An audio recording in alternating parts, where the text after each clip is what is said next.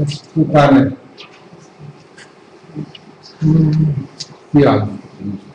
Να ρωτήσω κάτι. Σε όλα τα παιδιά είχαμε κάποιες πληροφορίες που τις είχαμε βιβλιοσκοπήσει πάλι, αλλά δεν υπάρχουν, δεν μπορούμε να τις δούμε, δηλαδή μόνο όταν ήταν online. Τότε, κοίταξε, ήταν πέρυσι κατά το Μάιο που καταστήσαμε δύο κάμερες. Η μία είναι αυτή και η άλλη είναι μία στο εργαστήριο. Σκοπεύουμε να βάλουμε περισσότερες και κάνουμε πειραματικά. Δεν υπάρχουν δηλαδή. Μάλλον υπάρχουν, έχουν υποσχεθεί ότι θα μας τις στείλουν, αλλά δεν μας τις έχουν στείλει. Δεν ξέρω αν καταγράφεται. Είναι λίγο σκοτεινό το σήμερα. Ναι. Κάτι άλλο που είπατε. Λοιπόν, εδώ λοιπόν βλέπετε το πρόγραμμα και βλέπετε επίσης και δείτε την μετάδοση, βλέπετε και την στιγμή. Τώρα, ξαναγυρίζουμε στην ηλεκτρονική τάξη που θα εγγραφείτε. Εδώ με τη βιβλία. Εδώ παρακάτω είναι ένα άλλο βιβλίο. Ένα άλλο βιβλίο. Έχει διάφορα διαφημιστικά, αλλά μπορείτε να πάτε εδώ πέρα. Έτσι. Αν πάτε εδώ πέρα, θα δείτε τι να πατήσετε για να κατέβει το PDF αρχή. Λοιπόν, επίσης, εδώ είναι τα έγγραφα, καλά δεν είναι προς το παρόν. Ένα πολύ καλό βιβλίο γραμματικής άλγεβρας στα αγγλικά, για όσους διαβάζουν αγγλικά, που δεν είναι και δύσκολο. Αρκεί να ξέρει κανείς κάπως τη δομή της γλώσσας, όλοι έχουμε αγγλικά πάει σχολή, τώρα να δεις η book κτλ. Να μαθείς λίγο. Εντάξει, και λίγο να ξέρει κάποιες ορολογίες, να διαβάσει 2-3 σελίδες, μετά να το πει εύκολο. Εντάξει, είναι πολύ καλό βιβλίο. Τα έχει εδώ πέρα, έχει τα links της διευθύνσης, όλα εδώ πέρα. Επίσης, καλά, εδώ είναι μαθηματικά σύμβολα, ούτως ώστε όταν ερχόμαστε στην τηλεσυνεργασία και θέλει κανείς κάπως να συνεργαστούμε στα μαθηματικά, έχει τον τρόπο που γράφει κανείς εδώ.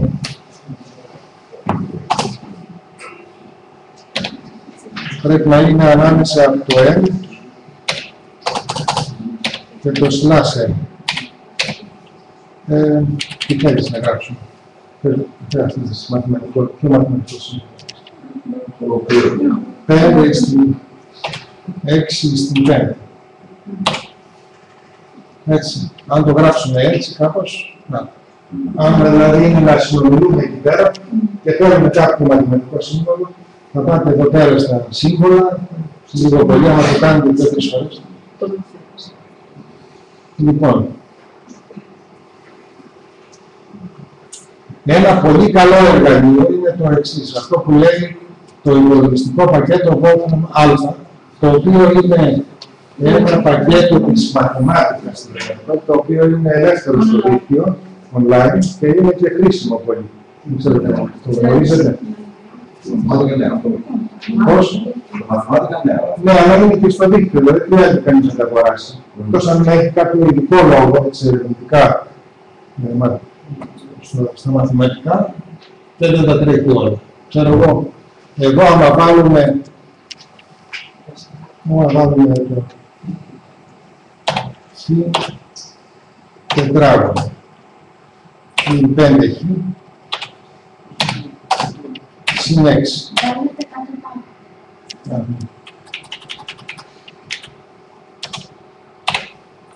Είναι ένα τελειώμενο, το πατήσουμε.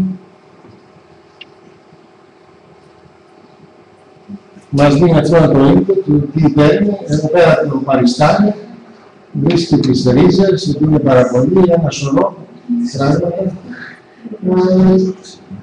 Το ολοκλήρωνε και τέλος. Δεν είναι μόνο αυτό, έχει πάρα πολλά, έχει και τη φυσική από πολλές εξέλιξεις. Και όλα, αν έχει παίρνει μια ημερομηνία. Πώς? Πολύ καλό είναι. Είναι εξαιρετικό. Θα το χρειαστούμε και στο μάθημα. παίζουν μια λιγομήνη. 15 Τρίτου 1970. Αυτό το πέλγινος... Όχι, δεν το πήρε, δεν το κατάλαβε. Μήπως να το τεραπετάρω στην ημερομηνία, μήπως λάσει.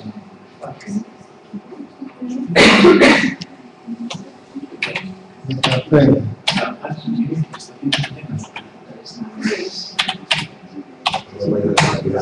Αλλά έχει από τη φυσική πράγματα. Ωραία. Ήτανε Κυριακή.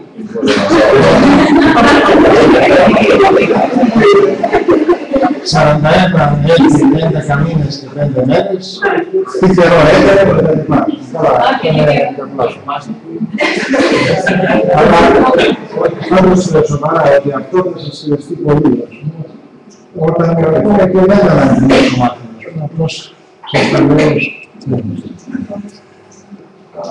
Λοιπόν, επίσης, εδώ θα υπάρχει ένα σύντομο σουβλίς που λέει το μάθημα της ημέρας, που εγώ θα φροντίσω να το ανανεώνω με αυτά που λένε, μαζί με το γεγονός ότι για να βρείτε αυτά που λένε κάθε μέρα, θα πηγαίνετε στα έγγραφα, θα πατάτε εδώ 11-12 και θα πηγαίνετε σε ένα φάκελο το οποίο δεν έχω φτιάξει ακόμα και θα λέει τον πίνακα. Λοιπόν, δεν ξέρω αν θέλετε να ρωτήσω κάτι άλλο για τα τεχνικά πράγματα. Να ρωτήσω, η παρακολούθηση του μαθήματος γίνεται μόνο την ώρα αυτή, έτσι. Μπορούμε να τη δούμε. Θα την καταγράφω εγώ και θα την ανεβάσω στο διαδίκτυο και μπορείτε να τα βλέπετε και όποτε θέλετε.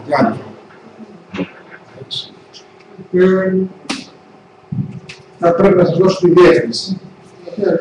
Σιγά σιγά θα αποκατασταθεί, ας πούμε, ποιες είναι οι διεύθυνσεις. Ναι. Τι άλλο. Το μάθημα σας είναι κλειδωμένο, δηλαδή πρέπει να σας στείλουμε και ένα email με το δυτικό μάθημα να μαθητευτείτε. Στην εγγραφή. Όχι, απλώς μπορεί να κάνεις εσύ εγγραφή. Θα κάνεις πώς γίνεται. Όχι, εγώ ξέρω. Απλά κάποια μαθήματα είναι κλειδωμένα. Όχι, δεν το έχω. Είναι με την έννοια ότι για να μπει κάποιος πρέπει να έχει εγγραφεί στην πλατφόρμα. Έτσι. Το κάνω αυτό γιατί υπάρχουν πολλοί έτσι τύποι και μπαίνουν και γράφουν διάφορες βλακίες. Και για να μην σβήνουν, να έχει κάποιο λόγο για να μπει στο μάθημα. Δεν είναι κλειδωμένο. Γιατί άμα είναι κλειδωμένο, δεν μπορεί να μπει κανείς που δεν έχει ήδη μπει.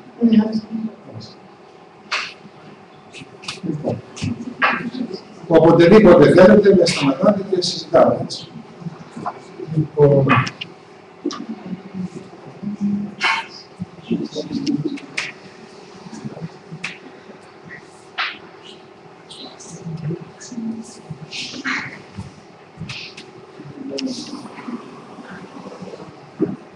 Το μάθημα έχει διάφορα τμήματα, ένα εκ των οποίων το αρχικό σχετίζεται με το λεγόμενο δακτύλιο των πολυονίμων, αλλά δεν θα επιμείνουμε τόσο πολύ σε ορολογίες κτλ. Έτσι, θα κάνουμε μια εισαγωγή για να δούμε πώς θα το πάμε. Παραδείγματος χάρη, εάν μας βάζαμε να λύσουμε, και νομίζω και στο σχολείο θα μπορούσε να ήταν κάτι τέτοιο, να λύσουμε το εξής σύστημα.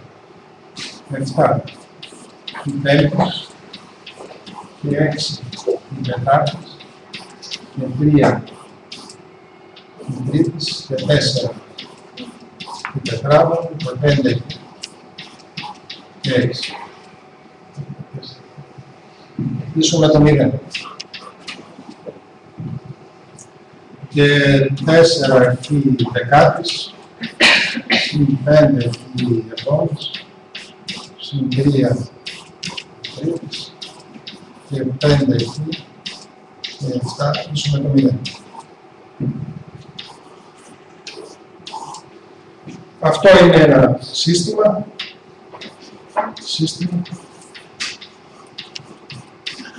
Δύο εξισώσεων με έναν άγνωστο.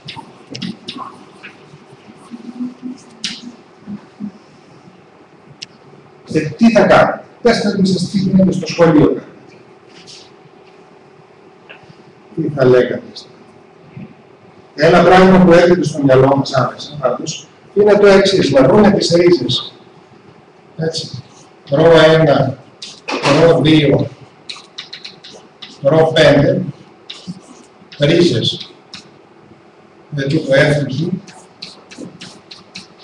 δηλαδή το G του. Ρίζες του F του G,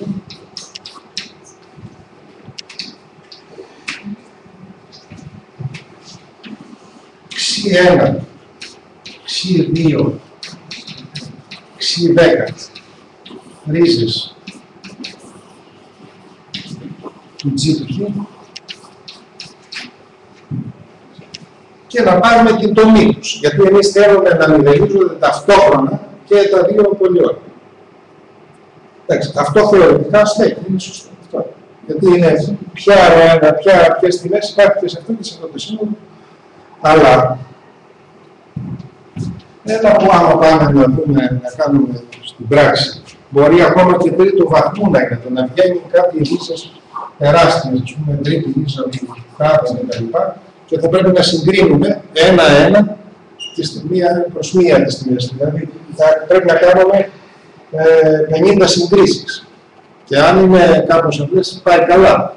Αν είναι έτσι, πρέπει να σκεφτούμε να εξώσουμε σε κάποια δύναμη και άντε να ξαναεμφανίζονται ξανά ριζικά και μπορεί να μην καταλήξουμε ή να βαρεθούμε, να κάνουμε μια πράξη. Άρα, θεωρητικά στέκει, υπάρχει όμως κάποιο πρόβλημα. Εάν κανείς μπορεί να το βάλει στον πόρφο μας ή κάποιο τέτοιο πακέτο και να προσπαθήσει να του δώσει μια απάντηση. Μια άλλη δυνατότητα είναι η εξής. Πρώτος τρόπος.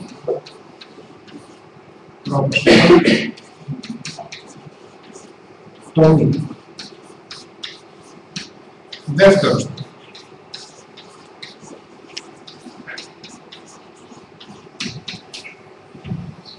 Έχουμε αυτά τα δύο πολυόνυμα, F του Χ, που είναι τρίτου βαθμού, έτσι δεν είναι, πέμπτου βαθμού και G του Χ είναι κάτω. Πίσω με το 0 και G του Χ πίσω με το 0.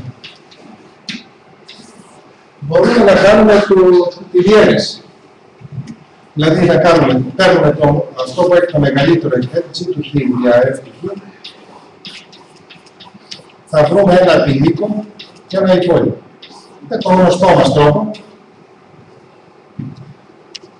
Και ξέρουμε τώρα, αυτό είναι γνωστό, έτσι.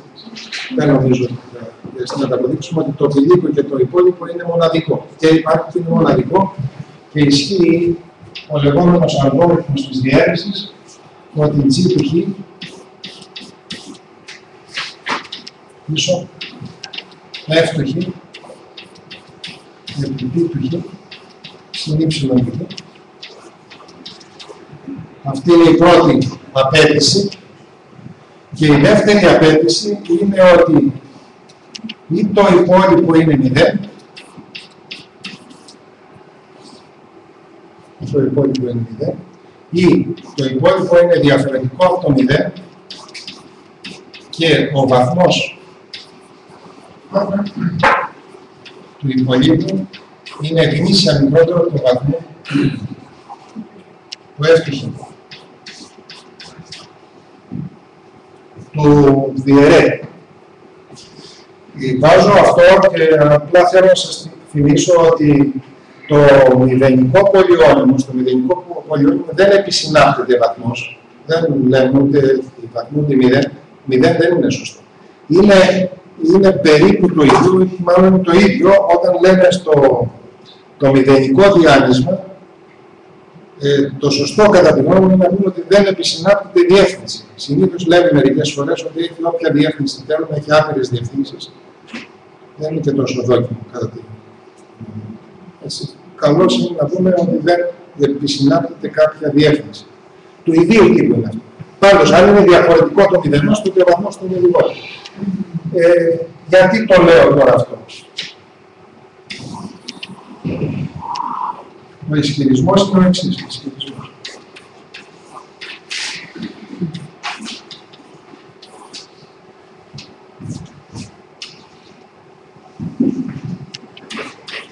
Το σύνολο λύσεων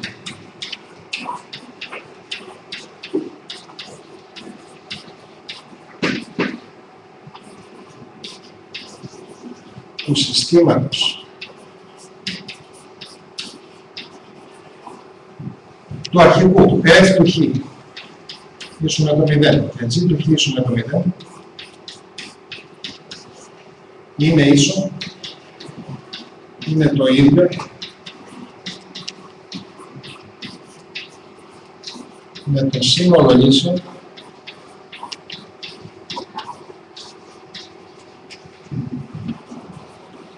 του G του Χ ίσου με το 0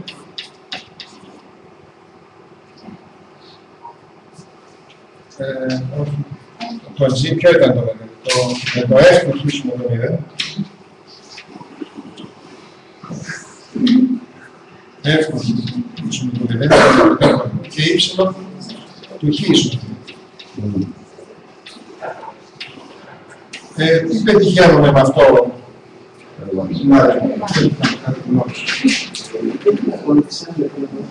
Ναι. Έχουμε τα δύο πολυόνομα, το F και το G, το αρχικό. Το F ήταν... Πώς είναι το μικρό σας? Μαργαρίτα. Πώς αυτό το τελευταίο δεν παρακολουθήσαμε. Αυτό εκεί πάνω. Λέμε το εξής. Είχαμε το F και το G. Και δεν λαγούμε το σύνολο των λύσεων με εκεί στις τομές των συνόλων των οριζόντων. Και τώρα όμως πήραμε το F ξανά και το υπόλοιπο της διέρεσης. Και ισχυρίζουμε ότι το σύνολο λύσεων είναι το ίδιο. Αν είναι, πες ότι είναι, θα το αποδείξουμε. Πετυχαίνουμε τίποτα. Γιατί να το κάνουμε? Ρούλα, τι λες? Λόγω των βαθμών των πολυμήτων, οπότε ουσιαστικά Και το συζήτηση. Το F του Χ, κοιτάξτε, το F του Χ είναι ένα πολυόνοιμο πέμπτο βαθμό και το G του Χ είναι ένα πολυόνοιμο δεκάτο. Τώρα, για F και G αυτό, έχουμε ένα πολυόνοιμο πέμπτο βαθμό και ένα πολυόνοιμο το οποίο θα είναι μισή μικρότερο από αυτό. Πάντως, άρα κατενέμει. Λοιπόν, για να τα αποδείξουμε. Απόδειξη. Έστω, ρο, λύση του συστήματος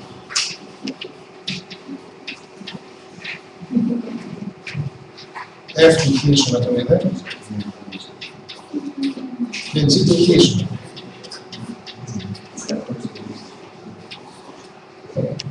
Συνεπάγεται, κοιτάξτε, το ρο θα μηδενίζει ταυτόχρονα και το F του Χ και το G του Χ.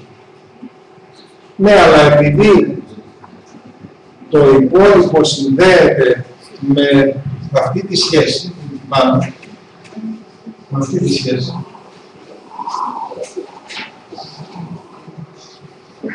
αν μηδενίζεται ταυτόχρονα τον G και το F, θα μηδενίζεται και το υπόλοιπο.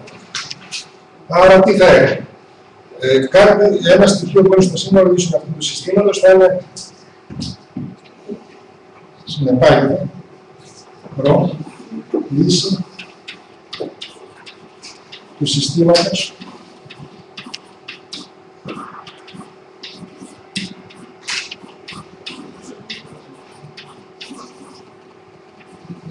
F του Χ ίσου με το 0 και Y του Χ ίσου. Τώρα, το αντίστοιχο. Εάν μια τιμή μηδενίζει το F και το Y, θα μηδενίζει το F και το Y και μηδενίζει και το G. Έτσι, το F είναι κοινό.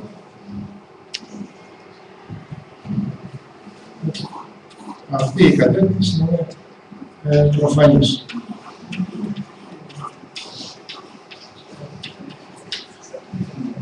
Άρα, εντάξει, δεν λύσαμε όμως τα πράγματα. Έτσι. Θα έλεγε κανείς και δεν το συνεχίσουμε. Και θα το συνεχίσουμε και θα το συνεχίσουμε. Θα τερματίσει, γιατί είναι μια αλγοριθμική διαδικασία. Γιατί όμως, δηλαδή η αλγοριθμική σημαίνει ότι σε πεθαρασμένα βήματα πρέπει να τελειώσω. Δεν θα τελειώσω. Πώς είναι το όνομά σου?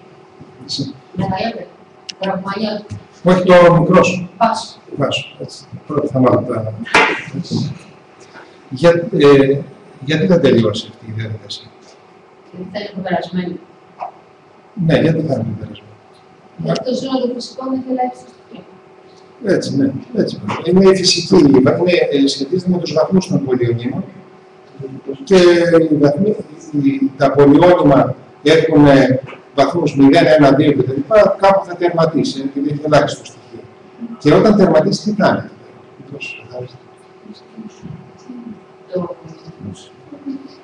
Το υπόλοιπο. Φτάνουμε, δεν μπορούμε να συνεχίσουμε άλλο. Θα σας το αφήσω ως ένα ερώτημα. Τερματίζουμε.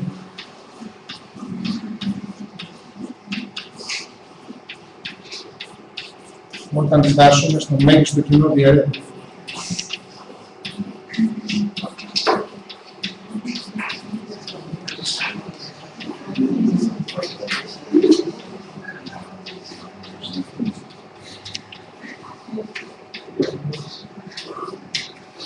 Κάντε το και με τους ακεραίους να δείτε. Μάλλον στο σχολείο πότε διδάσκονται έτσι, εκεί πέρα, άμα κάνετε επανειλημμένες διαιρέσεις και τα λοιπά, είναι το ίδιο πράγμα. Γιατί ο δακτύλιος των ακεραίων και ο δακτύλιος των πολυονίμων έχουν σχεδόν όλες τις ιδιότητες κοινές. Άμα κάνουμε συνέχεια διαιρέσεις και φτάνουμε στο τέλος που φτάνουμε, το μεγαλύτερο δεν είναι το μικρότερο, φτάνουμε στο μέγιστο κοινό διαιρέτη των ακεραίων. Το ίδιο και εδώ. Έτσι. Εδώ όμως, πού θα οδηγηθούμε? Θα οδηγηθούμε σε ότι ο μέγιστος κοινός διαιρέτης των F του Χ και των G του Χ θα είναι ένα πολυόνυμο για του Χ. Και αυτό θα τα αποδείξουμε στα επόμενα μαθήματα, αλλά έχω την γνώμη που το ξέρετε και από τους ακεραίους, ότι ο μέγιστος κοινός διαιρέτης γράφεται, υπάρχουν πολυόνυμο κάπα του Χ, που αυτός ο πολυονυμικός συνδυασμός είναι ο μέγιστος κοινός διαιρέτης. Το ίδιο ισχύει και με τους ακεραίους. Ο μέγιστος κοινός διαιρέτης του ακεραίου γράφεται κάτι στο. Ωραία. Οπότε, κοιτάξτε, παίρνω μία τιμή ρο που ισχύει F του ρο ίσο με το 0 και G του ρο ίσο.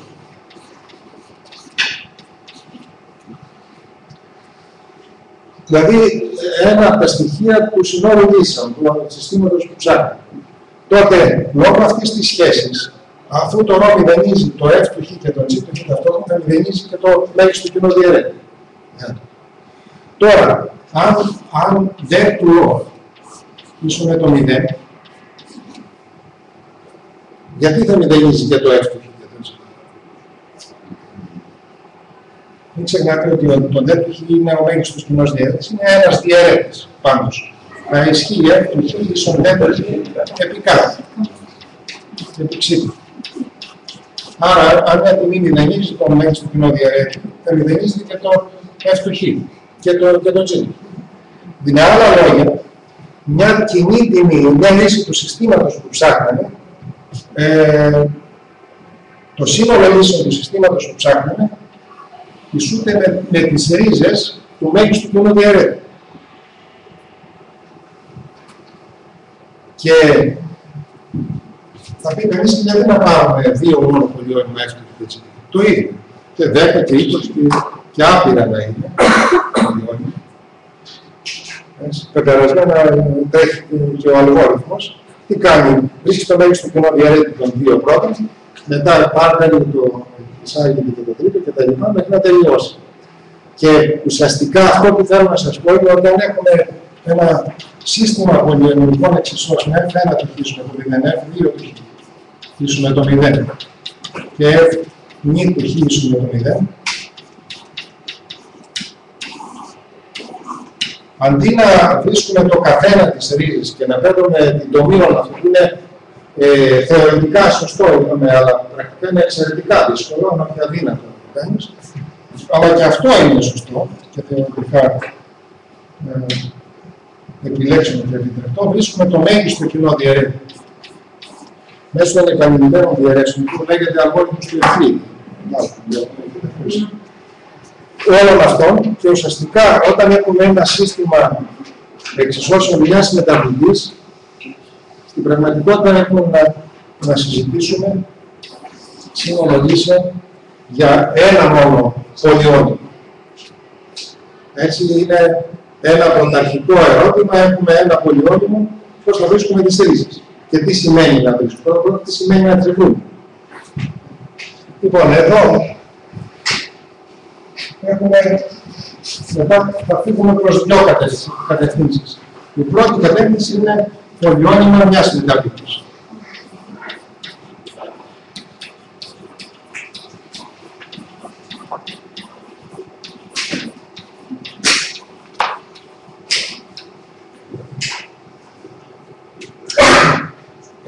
Το βασικό θεώρημα που θα αποδείξουμε και θα ασχοληθούμε είναι αυτό που είναι το βασικό θεώρημα της θεωρίας Γκαλουά, που ουσιαστικά σας υπενθυμίζω για όσους το γνωρίζουν, ή το γνωρίζουν αυτούς που θα πούνε για πρώτη φορά, που λέει το εξής, ότι αν έχουμε ένα τριώνυμο, για παράδειγμα, αν έχουμε για τριώνυμο, τι τριώνυμο είναι α χ τετράγωνο και β χ και κ.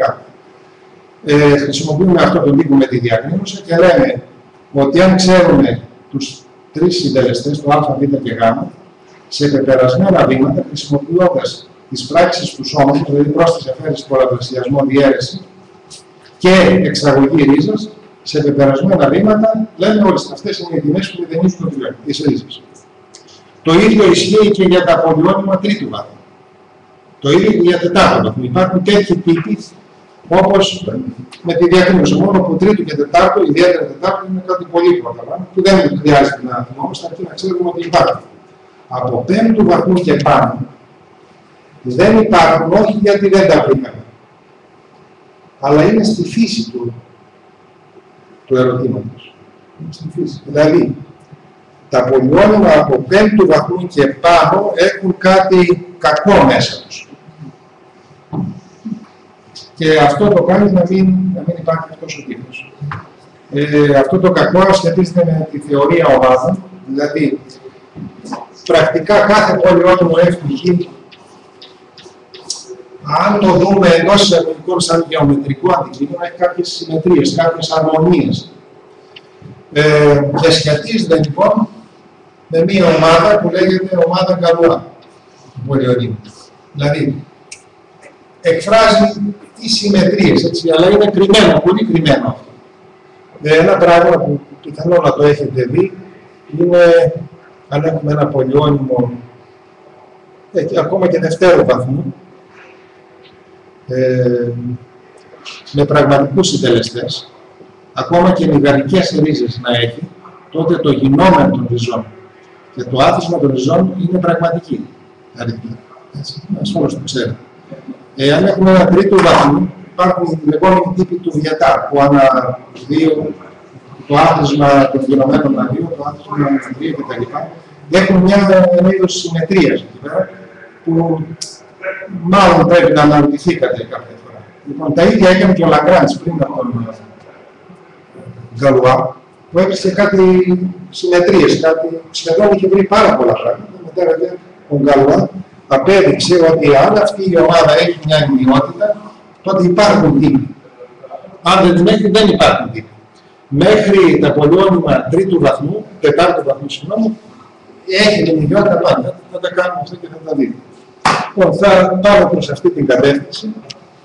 Επίσης, θα πούμε και αρκετά πράγματα όταν οι συντελεστές του πολυωνύμου είναι ακέραιοι. Οπότε ουσιαστικά και με δύο μεταβλητές, κυρίως, θέλουμε να έχουμε ακέραιες ρίζες. Αυτό το πράγμα είναι στη θεωρία αριθμών από τα πιο δύσκολα πράγματα. Μην ξεχνάτε, είναι το περίφημο πρόβλημα του Φερμά που δεν είχε περιθώριο να το γράψει και τα λοιπά, που λύθηκε πριν 10 χρόνια. Λοιπόν, η άλλη κατεύθυνση που θα πάμε είναι όταν έχουμε πολυόνυμα ολόμετρα.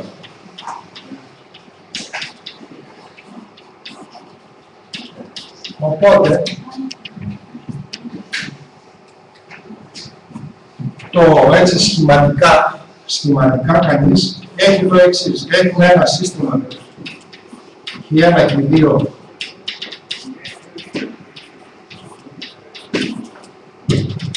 έχουμε μη το πλήθος πολυόνυμα με μη μεταβλητές.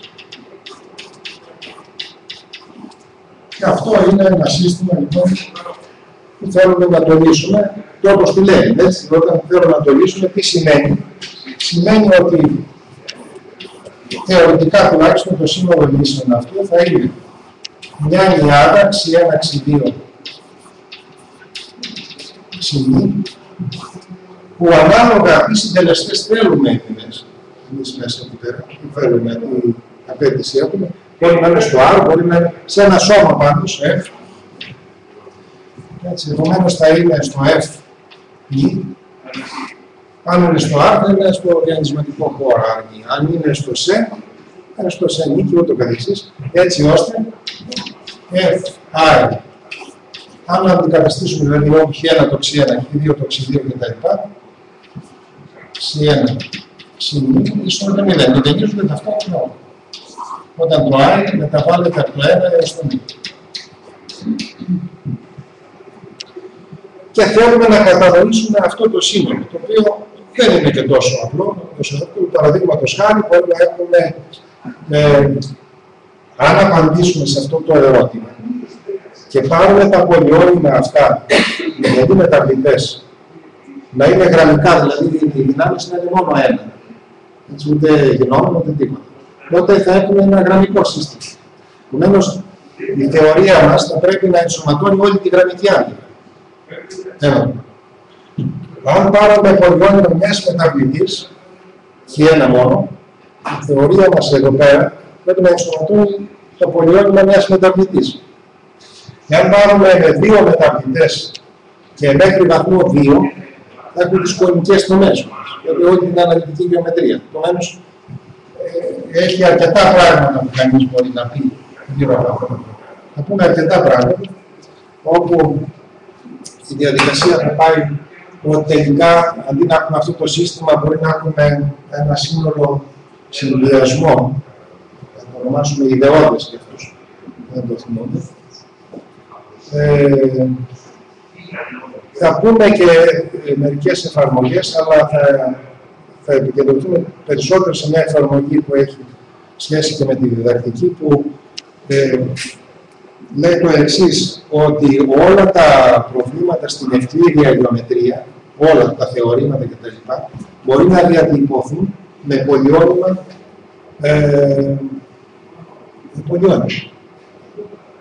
Επομένως, ακόμα και ένας υπολογιστής με βάση τέτοιους αλγοριθμούς μπορεί να αποδεικνύει θεωρήματα εντός εισαγωγικών. Οπότε είναι ένα ερώτημα, τι σημαίνει όλα αυτά, έτσι θα το συζητήσουμε διεξοδικά, αλλά ουσιαστικά είναι ένα αλγευρικό. Είπαμε λοιπόν ότι θα πούμε και για την θεωρία Καλουά, στοιχεία από τη θεωρία αριθμών και θα πάμε μετά στις λεγόμενες κατασκευές με κανόνα και διαβήτη, τα προβλήματα της ευθερότητας. Θα πούμε και από θεωρία ομάδων πολλά, ας πούμε, που σχετίζονται με τη θεωρία Καλουά και από τη γεωμετρία. Εντάξει, αυτό. Κάνουμε ένα μικρό διάλειμμα, γιατί αρκετά σας ζάλισα.